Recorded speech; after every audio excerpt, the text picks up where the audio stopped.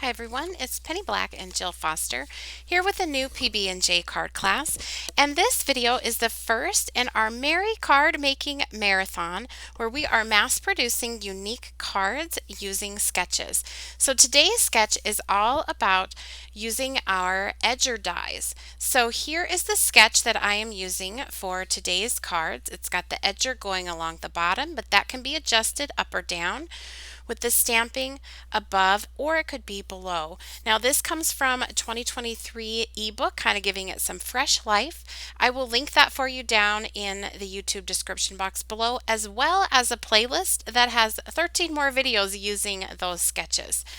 So I'm going to begin by painting in my images.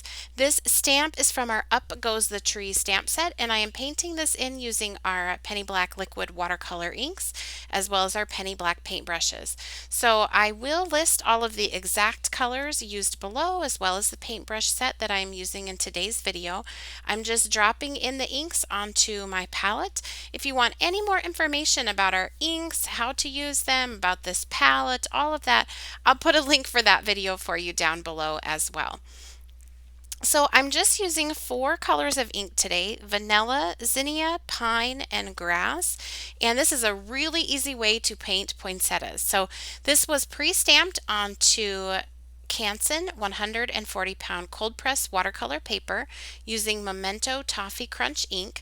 And here I am just picking up that vanilla color, and I want my poinsettia to be a white poinsettia, and I want it to be very easy to color because I'm going to use 3 on these cards. And if you are mass producing like the same card over and over, I like to pick an easy way to color that, so I thought I would show you that. So I'm just putting that around the outside edge of each of these petals.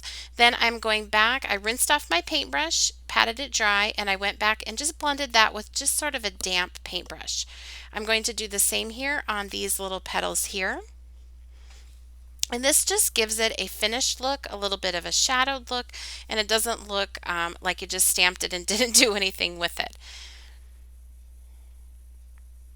So I will go ahead and dry that, and then I will move on. And I'm just drying that so that when I'm painting adjacent to those petals, it won't blend or bleed into the new area.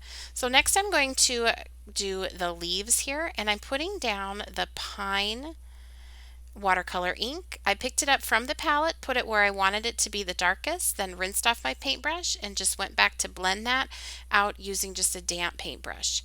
So you can see here I've picked up that color from the palette when it's most concentrated, put it where I wanted it to be darkest, rinsed off my brush, patted it dry, and went back to blend that. And I'll just go ahead and dry that. If I see that I have it exactly how I want it, I'll just kind of dry that real quick with my heat tool to set it. So now I'm going to use a smaller paintbrush. These are all in the Penny Black paintbrush set, just to pick up that same color, that pine, and go over these veins in the leaves. You certainly don't have to do this step, but I felt like since I was coloring this so simply that little touch of detail would really help it to bring it to life, and it's really easy to do with the fine point round paintbrushes. So I'll do the same here, and then I'll finish off the rest of the leaves in the same way.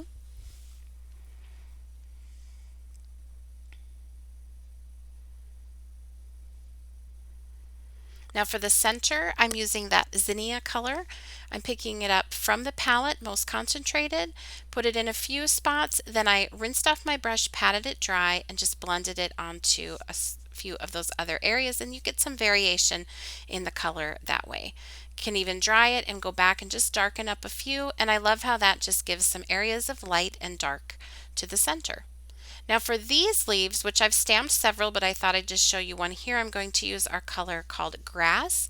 I picked up the color off the palette when it was most concentrated, put it where I wanted it to be darkest, rinsed off my brush, and patted it dry on the paper towels you can see there, and just went back and blended that. I like the couple variations in these 2 greens, the pine, which is leans more towards like a brown, and this green, which is more of a true green, but both very earthy and look nice together. So I painted a couple of poinsettias and a few leaves like that, and then cut those out and had them ready to go. Now this is our Christmas edger. It's going to cut this edge or this word. And I just colored it using a fingertip dauber and some distress ink. Again, everything I'm using will be listed down in the YouTube description box below, including the colors for everything. And I'm just going to glue a couple of these together just to give it extra dimension. You certainly don't have to do this, but I do it all the time. I think I'm addicted to doing this, but it really does add a lot to the card and is such a simple step. So these are cut from that Canson 140-pound watercolor paper. So it's just going to give this some really nice dimension on the card. So here you can see where I use the edger portion of that die to cut that edge, and I decided it's a little different than the sketch, but to move that up on the card. So it's about 2/3 of the way from the bottom where I put that edger die cut, and you can see here how the word is going to fit right up, nestle right up into that, and that's how you can use these edger dies. It's a great sort of sketch or starting off point for any card, and I'll show you some other card ideas that I did using this. Now this is our Winter Sprig creative die, and I wanted to have a few of these just to tuck in by those poinsettias just for a little extra detail. So I'm coloring this in using a fingertip dauber and forest moss distress ink, just like I did that word Christmas. And then now I have embossed a panel of our dots using our dots and dashes embossing folder. And I'm going to put a little bit of Pistachio Memento ink using an ink blending tool with a foam pad. And I just want this to be peeking out behind that edger. So you can see I'm sort of going back and forth to make sure I get that in the right place. Now, just a note, I should have stamped my sentiment before I put the foam tape on this. So don't do as I do. Do as I say if you're making this along with me. Before you do that, stamp your sentiment onto this panel. I was able to go back and stamp it on there and it all worked out okay, but it was iffy. I was afraid it wasn't going to. So I've put that on using foam tape, and then I've also put some foam tape behind those poinsettias that are colored. And here's that extra leaf. Now these are all from our Up Goes the Tree stamp set and with cutout dies, and I'm going to show you some other cards with this set before I show you all these finished cards, because it is a really cool set. It has this poinsettia, but you can also layer it on this really beautiful tree. So I popped up the one that's behind the edger, and now this flower I'm going to adhere off the edge and just adhere that flat using double-sided tape. And I'm going to trim this off, and then I'm going to use it for my third poinsettia. So I only had to color 2, but it's going to give that feeling that there are 3. And then I will tape this one on as well.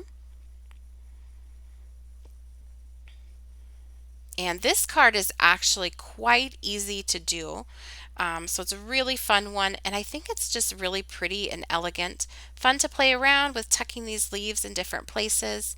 And by putting 3 poinsettias on there, or it looks like 3, it does sort of create a visual triangle that guides the eye all the way around the card and keeps it looking nice and balanced.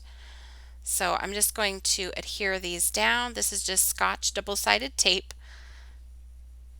You can use whatever adhesive you like best. And here is that Winter Sprig. This die is so pretty and really handy just to use bits and pieces of it for tucking behind and sort of filling in that image, which you can see I've done on these other poinsettias too. So remember I mentioned that set. This is from that same set, Up Goes the Tree. See the poinsettia in the bottom left corner of the tree? That is part of the tree stamp, but the set also comes with the poinsettia separate, so you can do as I've done here, layer it on top of the tree. Then you can tuck different things behind. So it's a really great set. I'll put a link down in the YouTube description box for it so you can see it in more detail. Also, I'll put a link to our blog where you can see all of the cards I'm about to show you throughout this video that will tell all of the products used on them and link to them. So there is that finished card. Now here again I'm using that edger, but I moved it down and added a cute image on top of it. I'm still using that Winter Sprig twig, a few little bit of background stamping to finish that off. Now here I wanted to show you, even if you don't have an edger, do some torn paper to give you that sort of edge along the bottom, and then have your design up above. So it's kind of another variation on that sketch or that card design. So I'd love to know, out of all these cards with the edger sketch, which was your favorite. I think mine is probably the poinsettia card because I just love that stamp set so much. But this one here with the bird is another favorite of mine. It is so simple but really beautiful. I hope you are subscribed to our channel. Thank you for all of your kind comments on the prep video that I shared previously to beginning this. And stay tuned because the next video in our Merry Card Making Marathon will be coming very soon. And you can continue to connect with Penny Black on Facebook, Pinterest, Twitter, as well as Instagram, our website and blog. Everything's linked for you down below. Happy stamping!